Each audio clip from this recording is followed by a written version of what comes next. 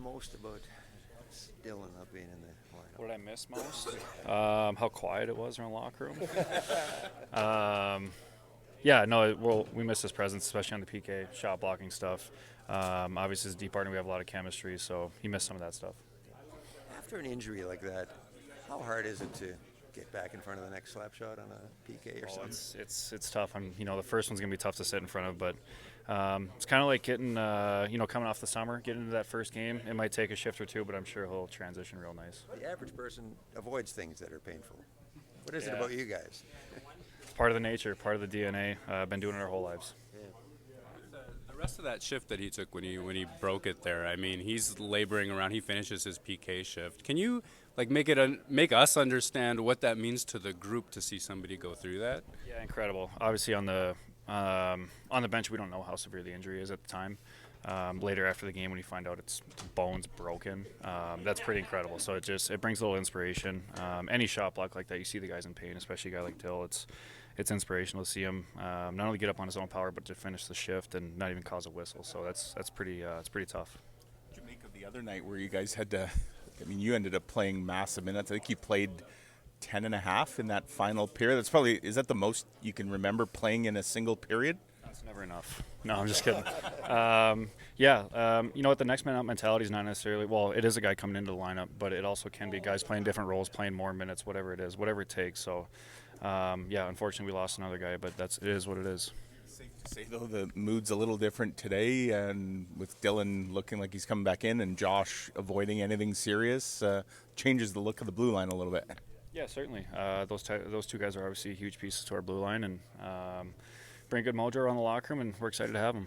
How would you describe the chemistry you and Dylan have kind of formed over the while? Yeah, it's great.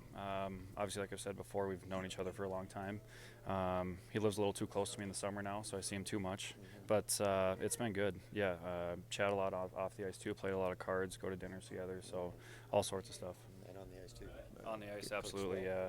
Yeah, there's certain reads that we have. I can tell kind of what play he's thinking or what play he's going to make. Certain stuff like that, that's little stuff you read off all year. Think of his TikTok activity while he was injured. Still haven't watched it. You haven't? No. You heard about it, though? I've heard about it. He hasn't dragged you into any videos? No, he won't. A question. When you're moving from net front coverage to the flank, right, when the puck goes across there, what goes into doing that well? It seems to me like almost a race to a situation where you might get hit with the puck. Yeah, it's a timing thing. Obviously, it depends if it's a lefty or righty, but it's a timing thing and making sure you get in the lane, too. You can race out there and not be in the lane. They're still going to shoot it, and these elite scorers, they're going to score. So it's a timing thing. If you're there too early, it can be good because they'll stop from shooting, but they can also pass behind you. So it's all a timing thing and getting in the lane and the willingness to do it, too. What happens next if that shot goes through to sort of clean things up around the net front? A little bit of a panic. If it goes through, you race back and try to grab a stick as fast as you can. That's kind of the mentality. And, we try to get as many blocks as we can for Helly, and then we know he's going to make the next save. Heavyweight back-to-back here with a really good Kings team and a really good Avalanche team. Yeah, it's a great test. Two really good teams in the West, so we're excited for it. To have, though, no travel in between the back-to-back, I guess does that change it a little bit for you guys? As far as mentality, no. Obviously, there's no plane ride or getting in late to a hotel, but no, it's as far as mentality, no. We gotta bring our best against these two teams. How refreshed are you feeling now compared to, say, 2 weeks ago, 3 weeks? Yeah, phenomenal.